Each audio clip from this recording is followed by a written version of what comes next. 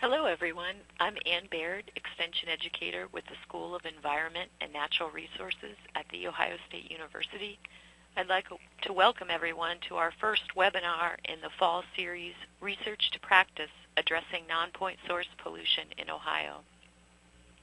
Funding for this webinar series is provided by a grant from the Ohio Environmental Protection Agency. Brian Weaver will be assisting me today. If you have any technical difficulties, please call or email Brian. And the right-hand side of your screen is a chat box where you'll see his number and email. Our next webinar will be October 19th and address phosphorus management. You will be receiving an email with more information for that in about 1 week. Just as a reminder, today's webinar is in listen-only mode. So please post your questions for our speaker in the chat box on the right at any time during the webinar. We will have time at the end of the presentation for questions, so please send as many questions or ideas for discussion as possible. Without further delay, I'd like to introduce our first speaker, Scott Fletcher. Scott is Deputy Chief for Region Services with the Ohio State Parks. Scott's a graduate of OSU's School of Environment and Natural Resources and has served with the Ohio State Parks since 1990, where he has worked as a naturalist, maintenance supervisor, park manager, and ranger. Most recently, Scott has been assigned to headquarters and has provided leadership on issues ranging from customer service initiatives to beach monitoring and other environmental issues. Scott provides leadership for the management teams responsible for all 74 of Ohio State Parks. Welcome, Scott. Thanks, Ann. It's a real privilege to be here today. Well, I suppose the presentation today about long and short-term strategies for harmful algal bloom response in Ohio's inland lakes could easily take up several hours, and I wanted to prepare everyone for how I'm approaching the presentation today. This will be what I hope to be an overview of the full story of things that have happened specifically at Grand Lake St. Mary's, but at 19 other lakes that had harmful algal blooms in 2010 that raised public awareness about this issue to the highest level it's probably ever been in Ohio. And my presentation, too, will be from a perspective as a public land manager. Working for the Ohio Department of Natural Resources, the participants may know that the Ohio State Parks, we're not scientists. We're quite good at providing great service to our customers who come to camp, fish, and use our facilities. But you won't find toxicologists or limnologists employed with the Ohio State Parks. What I have tried to do over the last couple of years is to provide a balance where we're protecting public health and the opportunities for recreation that our customers expect, and balancing that against resources that we have available and our ability to affect change outside of the boundaries of our state parks. I also hope to give you an impression of the extent of the public response and private response over the last 3 years at Grand Lake St. Mary's. In my 22 years in state service, I have never seen such a groundswell of support at the local level that was received so well by public agencies working in partnership with each other. I think it's a real success story for the people of Ohio that we've reached a point where we can achieve goals like this in open partnership with public and private entities. Well, with that said, I think I'd like to begin with an overview of how we've reached today as far as habit responses go. I'd like to begin with a little bit of history. Back in 2009, many of you may be aware that U.S. EPA commissioned the National Lake Survey through Ohio EPA, where samples were taken of a number of lakes in Ohio to expand the body of knowledge about the health of inland lakes all across the country. In 2007, the National Lake Survey was conducted, and Grand Lake St. Mary's was one of the sampling locations. Like many research projects that are not an urgent priority, it took some time for the analysis to be done, but the samples taken in 2007 were important because that was the first time that the sampling protocol called for identifying levels of harmful algal toxins, specifically microcystin. So in 2009, we received word that samples taken 2 years prior had actually contained microcystin at detectable levels.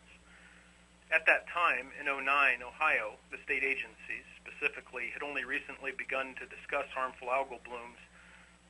In partnership with Ohio EPA and the Inland Lakes Program, a task force was started to discuss how these microorganisms might affect water quality and also human health, and what we might do as public agencies to mitigate that. So the results from sampling that was done in 2007 became available to us in early May. What we found from the analysis of those samples was that microcystin levels for samples taken at Grand Lake St. Mary's showed levels of microcystin nearly 4 times the World Health Organization threshold for recreational exposure. Needless to say, this got our attention fairly quickly. A quick coordination between Ohio EPA, ODNR, and the Ohio Department of Health encouraged us to take more samples to see what conditions were like at that time, and we found they were not good. We coordinated activities and sampling, and the resulting activity and monitoring spurred us to post advisories, signs cautioning people to limit their contact with the water and to avoid scums, just one day before the start of the Memorial Weekend. From a recreational manager's perspective, that's huge. For us to have taken a step to issue advisories just a day before a significant holiday weekend had a huge impact on our customers. The images you can see there, of course, are aerials taken that might help characterize what conditions were like in 2009 in the run-up to Memorial Weekend. The discoloration that you see in the water is predominantly an organism called Planktothrix, which is a microcystin producer. The signs that we posted at places where people were likely to have contact with the water had an immediate effect, and because we had to take such quick action, it limited our ability to prep the media for this. So right away, a major campaign was on to help educate people about what the potential threat was. Through 2009 then, with posted advisories discouraging use of the water, this had a tremendous impact on the local economies at Grand Lake St. Mary's. The city of Salina and the city of St. Mary's combined say that they have about a $150 million tourist industry, and it was decimated. Just in 2009, it was estimated that that economy decreased by about 25%. Park revenues fell, and as many as 5 businesses closed in 2009. What we also learned in 2009 was a huge challenge for public education. Not knowing about the participants here, but I'm guessing that some of you have a familiarity with cyanobacteria, limnology, freshwater ecology. Most Ohio citizens do not. Essentially what they want to know is, can I go in the water, or should I stay out? Trying to educate the public and the media as well about the variety of challenges related to cyanobacteria blooms proved to be a huge task for us. Aside from addressing the public issues, it was important for us to try to understand what had caused this. Fairly quickly in '09, we confirmed that the presence of nutrients in the water at Grand Lake St. Mary's was a driving force behind these cyanobacteria blooms. Well, we managed to survive the summer of 2009. For nearly the entire summer, there were advisories posted at Grand Lake St. Mary's that discouraged extended contact with the water. So in the winter, between 2009 and 2010, we started to make plans so that we were better prepared if similar conditions were to present themselves in 2010. In looking at all of Ohio's inland lakes, particularly the ones administered by the Department of Natural Resources, we identified several lakes that seemed to be perfect petri dishes, if you will, for cyanobacteria blooms. We identified canal feeder lakes, including Grand Lake St. Mary's, Indian Lake, Lake Loramie, all in west central Ohio, and then Buckeye Lake in eastern Ohio. And we would pay particular attention to those impoundments during the 2010 season. Some of you might recall that the winter of '09-10 was a hard one. By mid-February, there was heavy ice cover on Grand Lake St. Mary's, and a winter snowstorm dropped 18 inches of snow on top of that ice that persisted almost until ice breakup. What this did for us was it presented very different water quality conditions in the early spring of 2010. In fact, the communities up around Grand Lake St. Mary's, they really thought they had missed a bullet after a terrible year in 2009. The water was gin clear after ice off. Everyone believed that conditions had improved dramatically after a very difficult year. And those excellent water quality conditions persisted until Memorial Weekend 2010. Over Father's Day weekend, the water quality conditions deteriorated dramatically. A phanozomenon became the dominant organism in the water column at Grand Lake St. Mary's. And over a period of several weeks, there were 23 suspected or probable illnesses related to contact with harmful algal bloom or water from the lake that had toxins in it. If pictures speak 1,000 words, this would be a very long Tolstoy novel, I think. No one had ever seen conditions like this at Grand Lake St. Mary's. The powder blue scums associated with the phanozomenon blooms, the odors associated with them, and the fish kills related to dissolved oxygen sags as blooms collapsed and decomposed and sucked the oxygen right out of the water, created conditions at the lake that were just devastating. In addition to having new conditions that were visible and readily observable at the lake, what we also learned about these organisms was that they were capable of producing a range of toxins, not only liver toxins like microcystin, but also neurotoxins that can be a significant threat to public health. We also learned very quickly that Ohio, in fact the United States, does not have any adopted standards or thresholds for recreational exposure for any of these toxins. Through 2010 then, the state of Ohio adopted loosely the World Health Organization's threshold for microcystin at 20 parts per billion for recreational exposure and 1 part per billion for finished drinking water. Some of you may be aware that the city of Salina draws their water for their community from Grand Lake St. Mary's. So this was an important public health issue from the outset.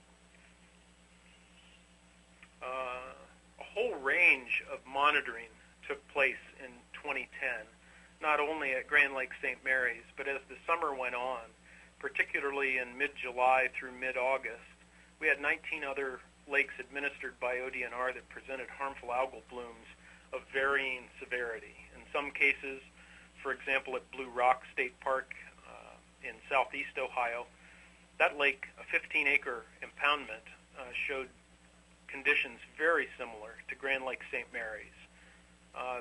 The watershed in that area in particular is very different from what you find at Grand Lake St. Mary's. It's largely forested, not any significant agriculture in the area. So that prompted an awful lot of other investigation on the part of the state agencies involved to find out why a lake like Blue Rock, Cutler Lake, would present conditions like this so similar to Grand Lake St. Mary's. At other lakes, Burr Oak State Park, for example, a small algal bloom was detected and then was no longer visible, but there were detectable levels of algal toxins present in the water for several weeks after the harmful algal bloom had dissipated. So as the year went on, we learned an awful lot more about how these organisms behave, but not enough, I would say, to predict when they might occur or to do anything other than react when we found them. The advisories that we posted during 2010 ranged from a cautionary advisory encouraging people to limit their contact with the water and avoid swallowing, which are the two main pathways of exposure for algal toxins, all the way up to no contact advisories. And ultimately in 2010, we issued a no boating advisory at Grand Lake St. Mary's because of the belief at the time that there was a high likelihood of exposure if people were merely in a boat on the water traveling at high speeds and the spray or splash from a boat moving through the water could contact people's skin, or they could inhale the aerosolized water containing algal toxins. In the interest of broadening the body of knowledge about how these organisms behave, we continued to monitor several lakes, including Wingfoot Lake in Portage County, right up until Thanksgiving of 2010, to find out how long these toxins might persist in the lake. One of the brighter spots in 2010 was a set of recommendations for Grand Lake St. Mary's that were issued by Tetra Tech, a consultant on loan to us from U.S. EPA. Essentially, their recommendations included an alum application for Grand Lake St. Mary's and exploring the opportunity to use alum products to inactivate phosphorus and help thereby mitigate the harmful algal blooms that we were seeing. He also recommended dredging, strategic dredging at the mouths of the tributaries that flowed into Grand Lake St. Mary's to help remove some of the phosphorus-laden sediments that were there. They also recommended aeration, which can be helpful in allowing for decomposition of organic matter at the bottom of the lake, which at Grand Lake St. Mary's in particular often presents anoxic conditions down at the bottom, even though the lake is only about 7 or 8 feet deep on average. So the Tetra Tech recommendations started as the basis for what the state of Ohio was going to pursue as far as measures taken to correct the situation at Grand Lake St. Mary's. The picture on the right with the canoe is from Lake Hope State Park that had a significant algal bloom in 2010. The top left picture there is a sample bottle from Burr Oak State Park during the very brief time when that algal bloom was visible. And the lower left was taken by a visitor to Grand Lake St. Mary's. There's a companion picture to that many people may have seen of a person on a jet ski, and the wake from that jet ski is all green. We called the summer of 2010 the perfect storm, or the harmful algal bloom Armageddon. Conditions during that summer were different than we had had as far as weather is concerned. You might recall that we had a very early spring in 2010, and water temperatures were very high, much higher than average, coming into May 2010. We feel that was a contributing factor for the extent of the blooms that we saw across the state. Also, we had 19 days during 2010 when the daytime temperatures were above 90 degrees and the nighttime temperatures never went below 70.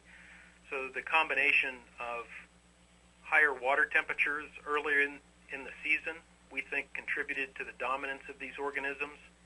When you combine that with the fact that we had a significant absence of flushing thunderstorms in June, July, and August during 2010, there was not the opportunity to break up these blooms and flush them out, essentially, of our reservoirs. Well, with all this that we learned, in addition to having nearly 700 samples as evidence of the magnitude of toxins in the water at these various reservoirs, we started planning again.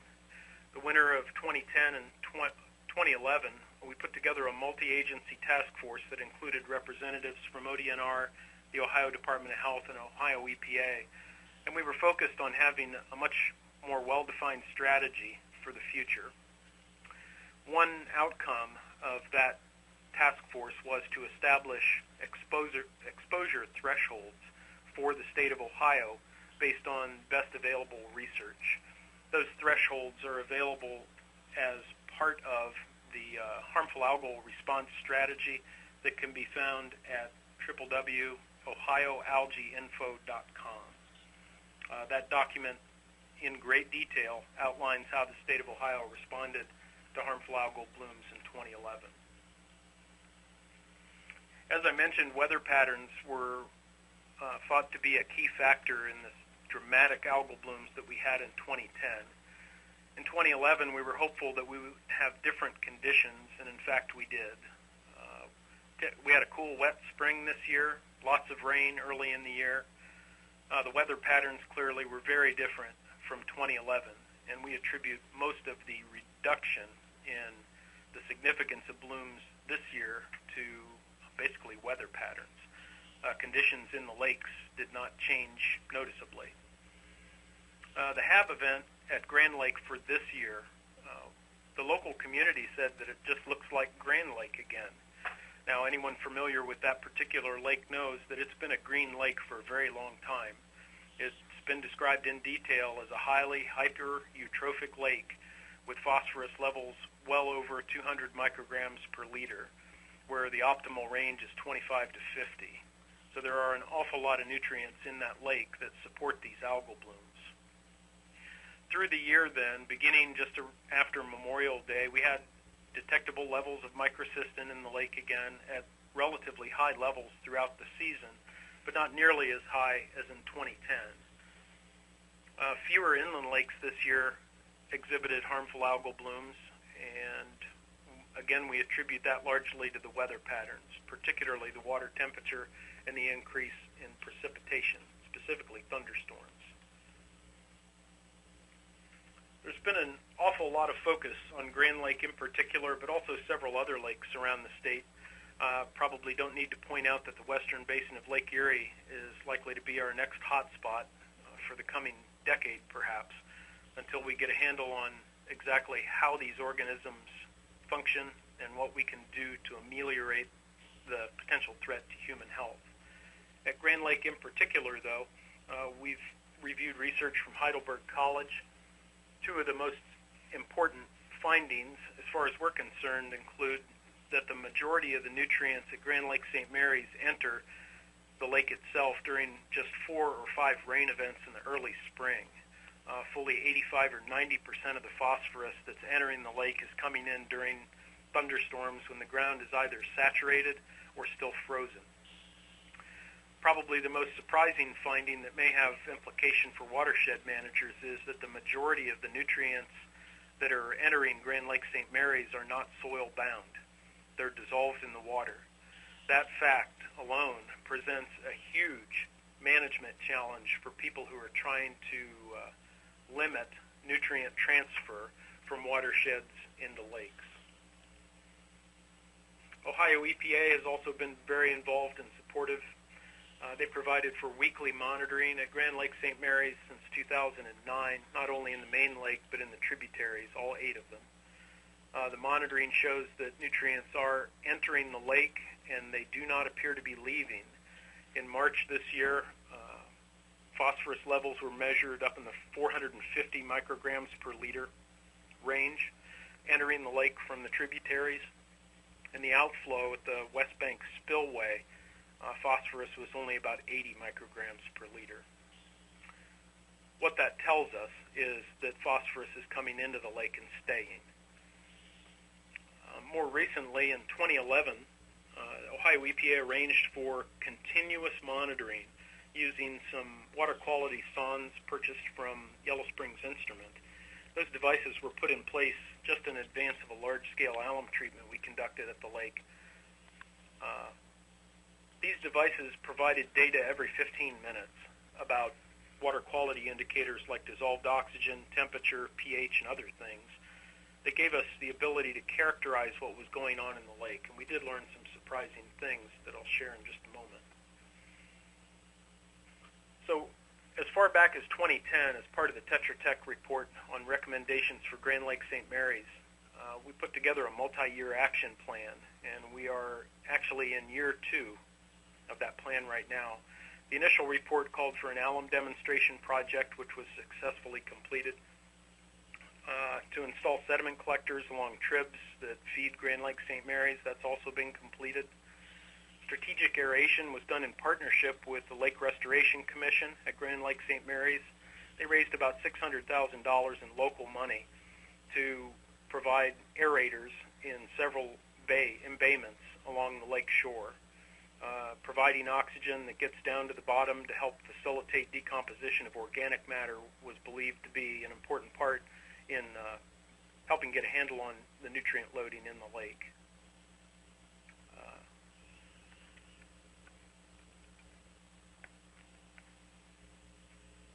Well, I pointed out that earlier that state park employees, we're not limnologists, we're not chemists, we're not toxicologists, but we do own the lake. And we do take responsibility for seeing that efforts are moved forward to find out how we might mitigate the conditions at this lake. There were 3 significant projects undertaken by the Ohio State Parks, and each of them provided some important lessons about how the lake behaves and also the relative value of some of the treatment options. Our foundational belief all along has been that anything that we do at Grand Lake St. Mary's in the lake is only treating the symptoms, and that the overarching goal will be to buy a little bit of time until efforts in the watershed by other agencies and organizations have an opportunity to become effective. The first of these 3 projects was a demonstration conducted in September of 2010. We selected 3 locations, embayments along the shore of Grand Lake St. Mary's, and isolated them from the main lake using turbidity curtains. We used liquid alum as a means to inactivate phosphorus.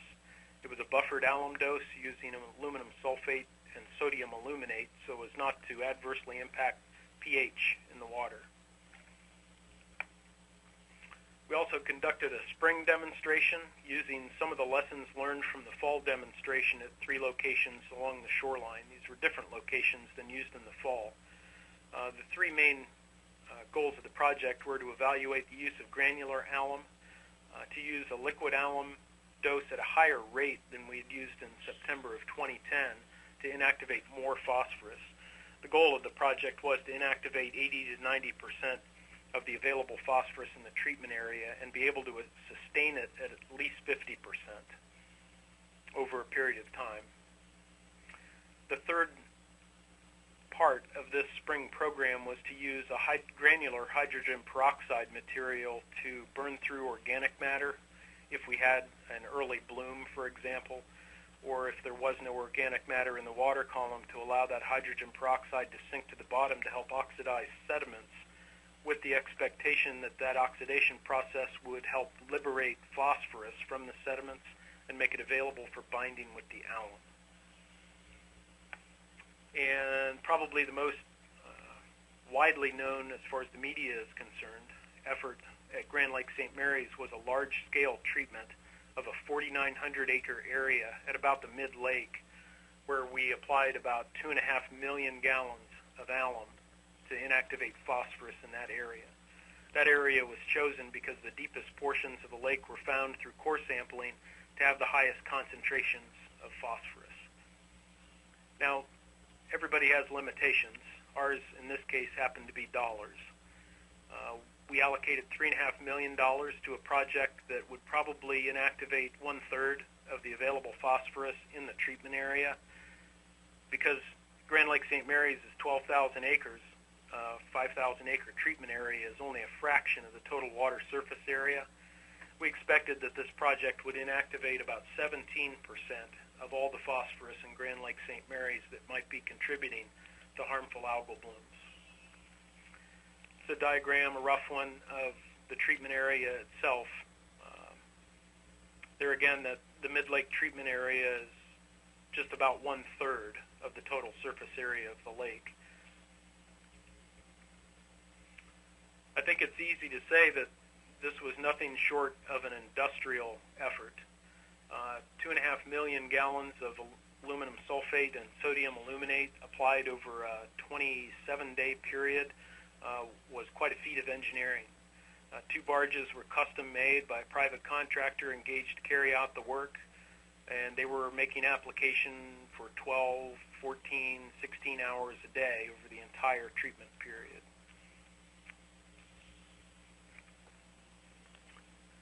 We did learn an awful lot from these 3 projects sponsored by the Ohio State Parks with funding from the Ohio EPA.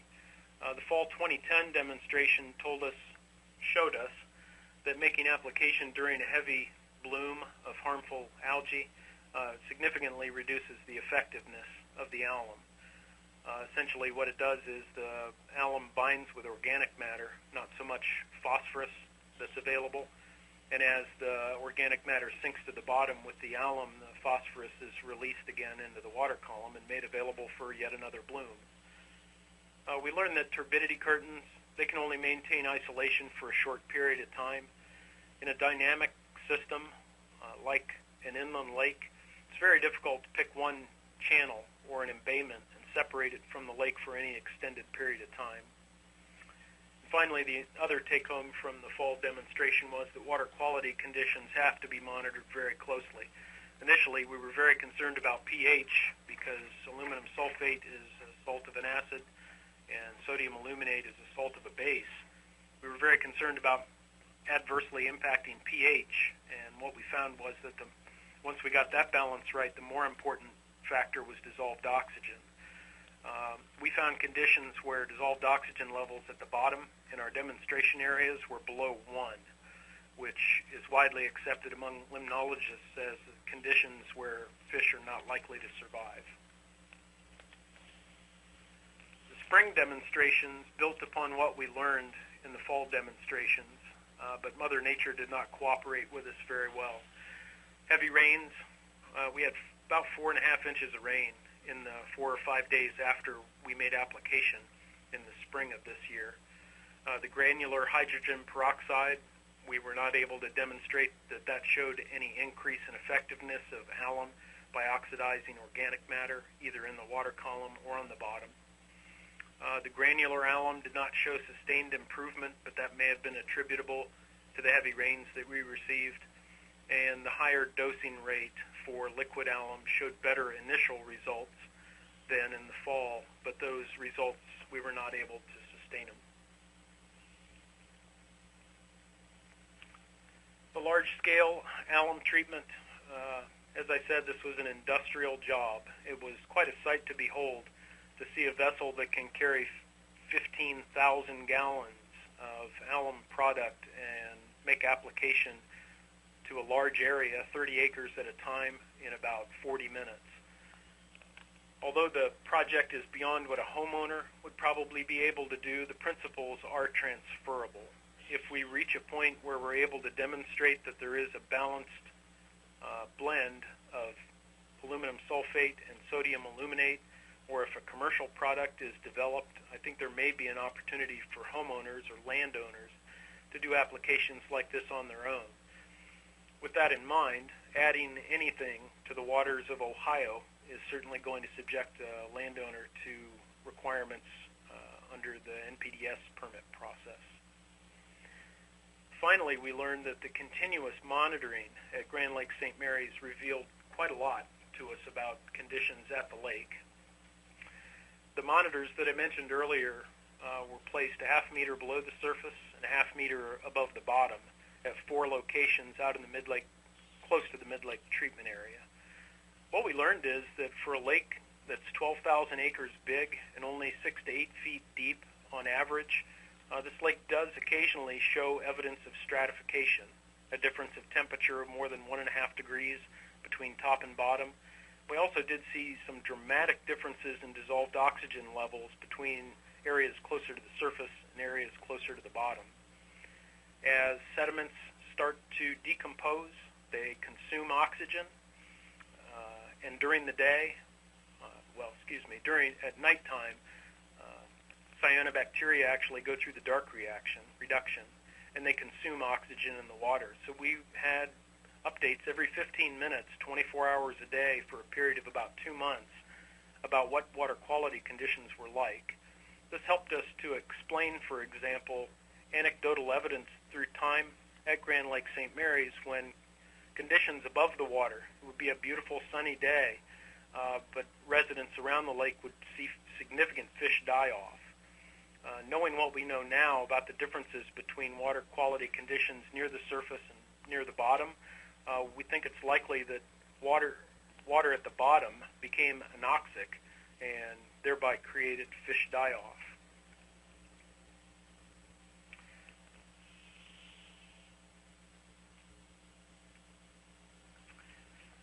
Well, these 3 major efforts did cost a lot of money and consumed a lot of resources from the agencies that were involved. From the outset, as I said, we are treating symptoms with these 3 projects, but we felt easily justified that the threat to public health presented by harmful algal blooms warranted us to make an investment to understand what was going on in the lake and also to try to identify some advantages to the kinds of technology we were applying. These techniques are going to help us in the long term learn how we can mitigate circumstances at Grand Lake St. Mary's. Now, the Ohio State Parks owns and administers the lake itself, but I think we all agree that the watershed itself is where the nutrients are coming from, and they have been for many years. We've been working in partnership with a lot of other agencies, including Ohio EPA, the Ohio Department of Agriculture, but in particular, it's the community that has had a tremendous impact at Grand Lake St. Mary's. The Lake Restoration Commission formed and raised money on their own and started to raise public awareness and educate the people who lived around the lake. And there is now a similar organization in the watershed working to raise awareness among landowners and to encourage them to use more environmentally friendly and nutrient-neutral practices on their farms. Funding, as many of you know, has come from a variety of sources, from Ohio EPA, US EPA, the NRCS, and other organizations. The whole lake treatment and all of this activity in the watershed has been a high-profile activity for 2011. It's really kind of exciting to be involved in it. I wanted to offer just a couple of lessons for watershed managers. I'm optimistic that there are several of you in the audience today.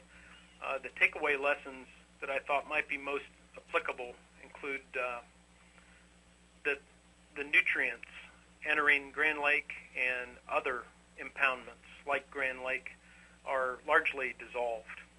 The day of soil-bound nutrients appears to be past us now, and that the majority of nutrients are transported during relatively few rain events early in the year. If any of you are involved in tributary monitoring for lakes in your service area, if you're not already making sampling during and immediately after significant rain events part of your monitoring plan, you should be. Because if you only monitor when stream levels are at an ordinary level, you're probably missing something very critical in helping to manage the lake that receives runoff from the watershed. Of course, through this whole project, there have been ongoing issues. Future funding, of course, is one. The mere scale of effort that we're talking about, a $3.5 million application of alum that only inactivates about 17% of the available phosphorus at Grand Lake St. Mary's, you can do the math on that one. This is going to be a very expensive project and will take several years. I'm happy to say that agency action and cooperation has been nothing but astounding from my perspective as a veteran state employee. The level of cooperation is something I expect personally as a taxpayer, and I think we've had quite a lot of that in regard to Grand Lake St. Mary's. Community pressure might better be characterized as community participation. I think the people who live at the local level know things best, and as state agencies, it's our responsibility to engage them in the process, and I think at Grand Lake in particular, we've been very successful at that. Timing of in-lake measures. Some of you may know that if we are to continue with alum applications, the best time to do those applications is as soon as ice is off and the water temperature has risen to about 42 degrees Fahrenheit. If we miss that opportunity, it reduces the effectiveness overall of the application.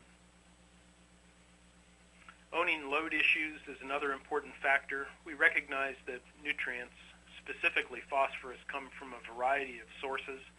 It's a large education effort in the community and in the watershed to help people understand what their part is and then what measures they can take to reduce the nutrients they're contributing to the lake. And of course, the economic issues are an overriding issue for Grand Lake St. Mary's with a $150 million tourist economy that drives the economies of 2 counties in west central Ohio. This certainly is an important issue. Finally, not on the list, is the public health issue.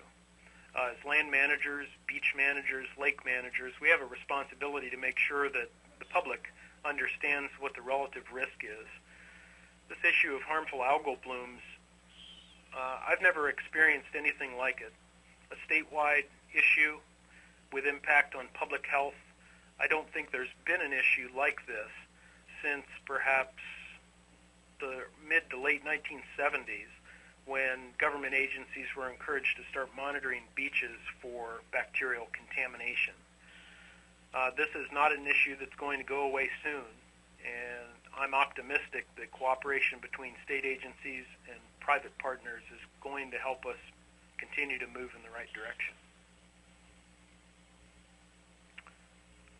I'd like to entertain any questions that people might have right now. Well, thanks, Scott. Yeah, the first type of questions we have just deal with efficacy. If you don't mind going back to your slide on the different types of treatment that were used, one showed alum application and then some wetland trains. The first question really deals with, from what you know now, which approach was best and how was that sort of measured, and how will you be learning about those other approaches as time goes on?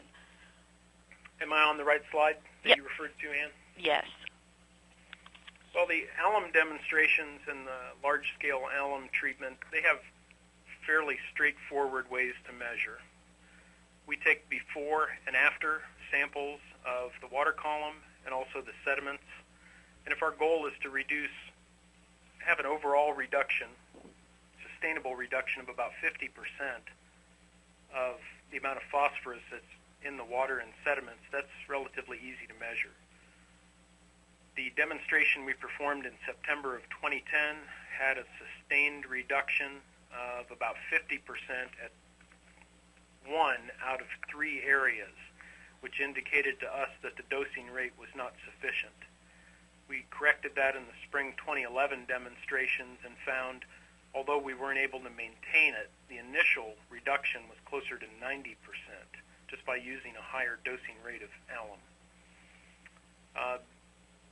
The report is not in yet on the large-scale alum treatment, so I can't comment on the immediate, short-term, and then sustainable results for phosphorus reduction, but I'm optimistic that we got the dosing rate correct for that. Okay. So that's how we measure the alum applications. Okay. If we were to consider treatment trains, for example, we can measure how much phosphorus is impounded in the constructed wetlands that would be part of a treatment train. The fact that much of the phosphorus is dissolved in the water makes for a whole new challenge for us. We are considering and exploring the opportunity of building dosing stations along tributaries to inactivate the phosphorus before it reaches a treatment train so that ultimately it could be removed. I think common sense says that that's going to be a very expensive proposition when you're talking about 700 gallons per minute passing a particular point during a heavy rain event.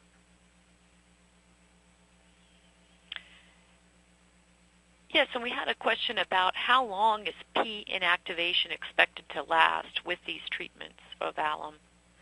Well, the advantage of alum over any other kind of chemical that might bond readily with phosphorus is that it is a permanent bond.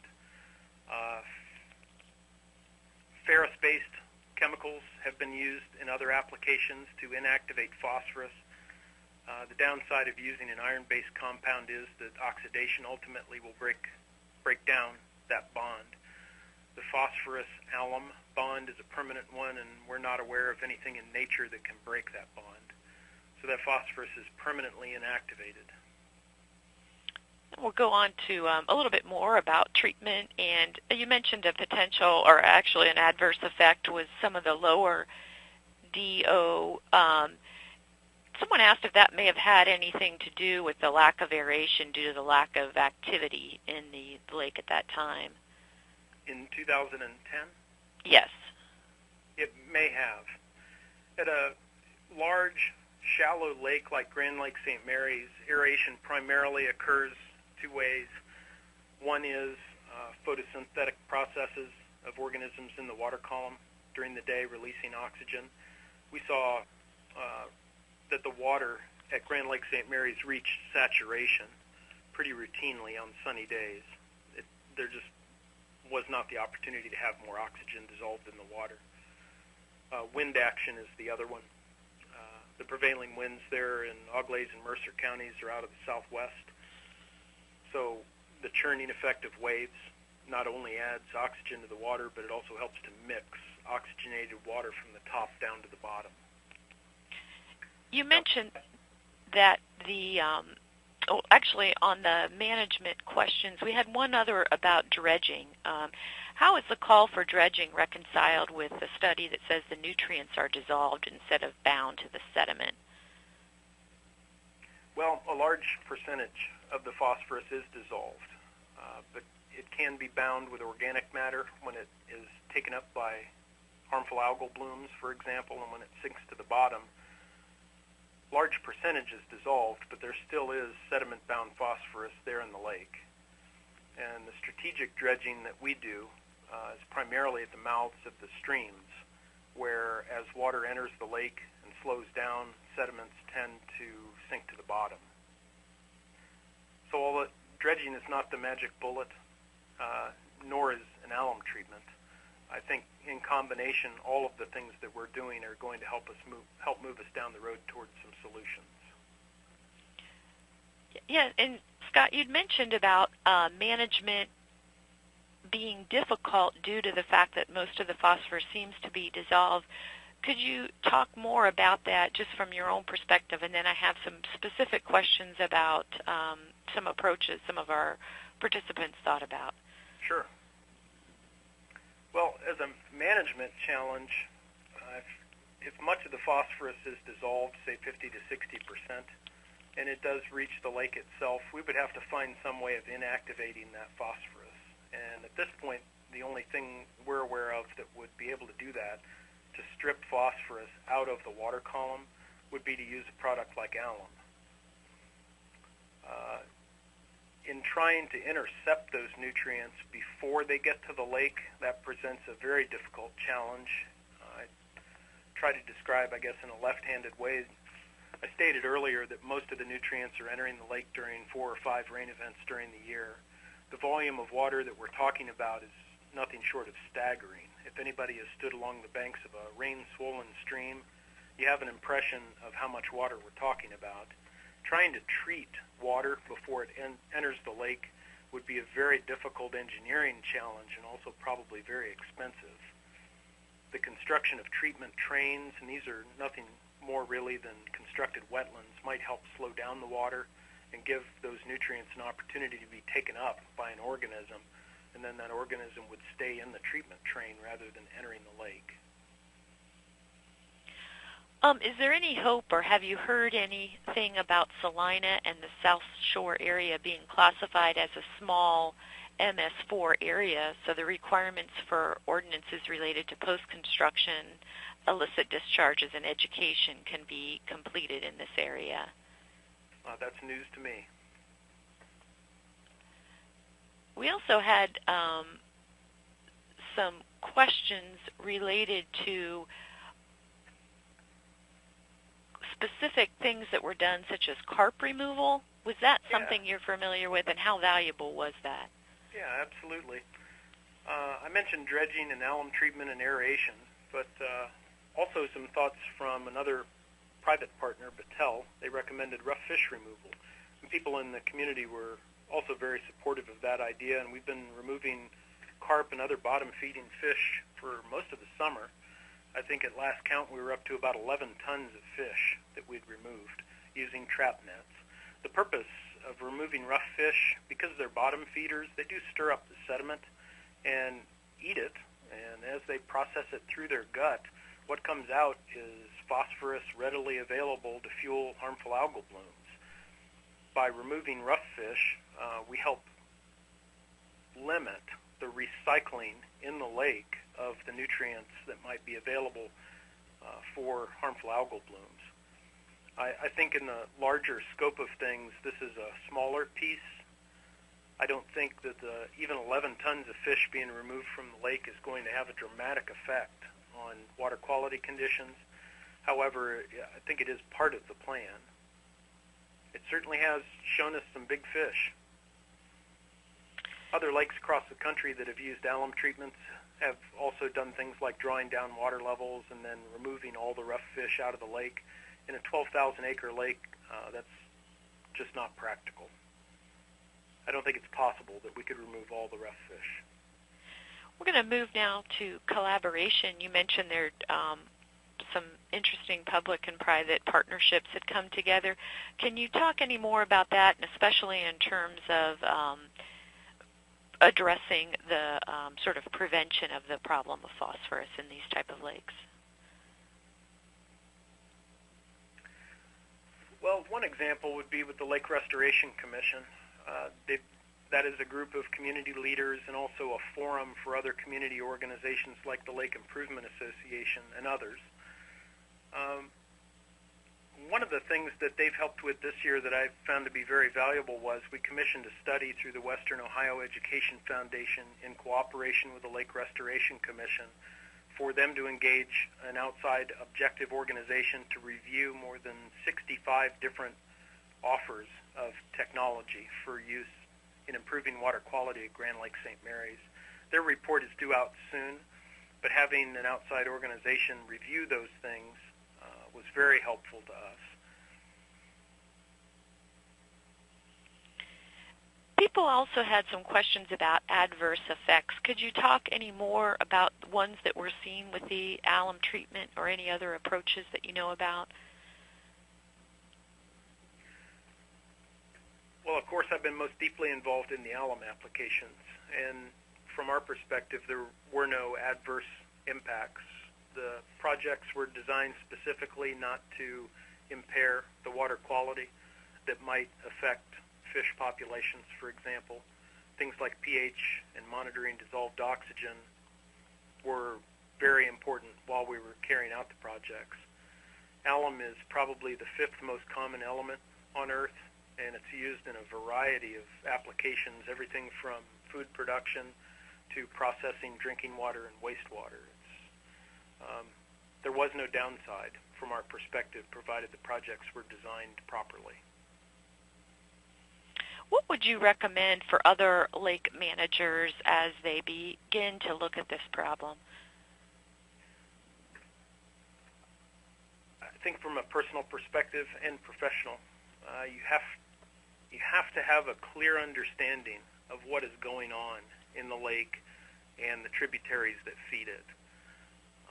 It's easy to jump to conclusions, but until you have some solid evidence of what your nutrient levels are, how they fluctuate during the year, and what your sources are, I think it's inappropriate for people to start with a solution and then work backward to the problem. At Grand Lake St. Mary's, that's been a challenge for us. We're fortunate that we've had so much attention focused on the lake, both public and private. We feel like we do have a pretty good idea of what the issues are in the lake. As far as those approaches to understanding more about the actual sources of the problem, is there anything in particular you'd recommend for other lake managers or that you see that may be happening at Grand Lake for the future in terms of monitoring? Well, short of a rigorous monitoring program, getting to know your neighbors and your watershed is key. Being vigilant enough to notice changes, for example, might have helped us 10 years ago at Grand Lake St. Mary's. If any of you are familiar enough with a lake that you frequent, the disappearance of rooted aquatic vegetation at Grand Lake St. Mary's was probably a warning sign that no one noticed about 10 years ago. Things like lily pads along the shore. Get to know your watershed and your neighbors and have everyone involved in keeping an eye on conditions. I think that can put you very far ahead and will help refine your monitoring program when you're able to find support for that kind of thing.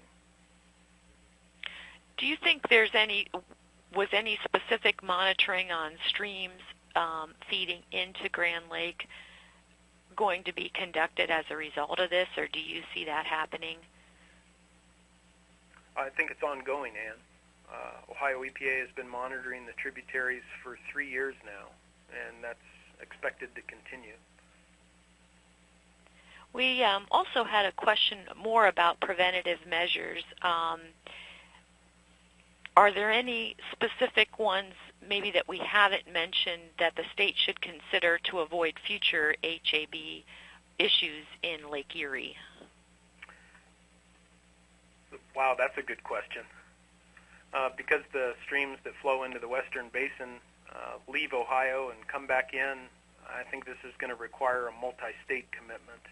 And I think we would look to some support or coordination or facilitation from federal agencies, for example.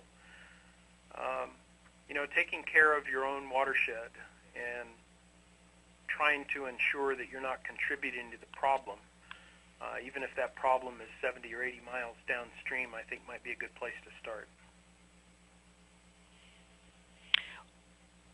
Well, Scott, I'd like to thank you for your excellent presentation today and to all our participants for their questions. Again, I want to remind you that our webinar series, including this webinar, will be archived and available on the Ohio Watershed Network website for future viewing. We do have a very short evaluation, which is critical for our continuation of these webinars and also to get new ideas for future webinars. It's located in the right-hand side of your screen in the chat box. If you fill that out right now, that would be a great help to us. This concludes our webinar for today. Again, we'll be really hope to see you next month on Wednesday, October 19th, again at noon. And we'll be continuing with this theme, and we'll be looking at phosphorus and the off-site movement of phosphorus and the monitoring of phosphorus and non-point source pollution. I want to thank everyone, and please have a great day, and we'll look forward to seeing you next month. Thanks a lot, Scott. Bye-bye.